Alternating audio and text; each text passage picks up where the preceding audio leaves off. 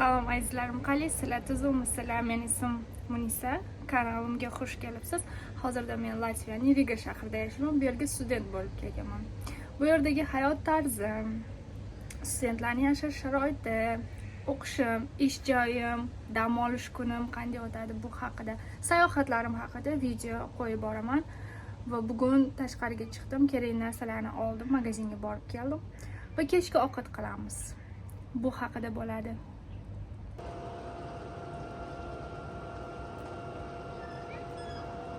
Bugun havo zo'r.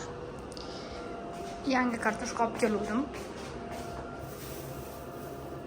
Yangi kartoshkachalardan to'g'radim, tayyorladim. Sho'rvami, nimadir qilamiz. Tovuq bor ozgincha. Bularni qo'shib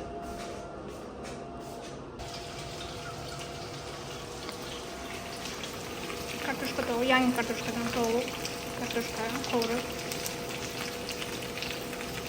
ovqat qilaman. Havoni qaranglar, chiroyligini. Ovqatimni ko'rsatay. Bugungi ovqat shunaqa tayyorladim. Kartoshka tovuq, ekin, smetana 15% ekan, 20%ligini olishim kerak ekan. Qaymoq ko'proq bo'lar ekan. Yoqimli ishtaha menga.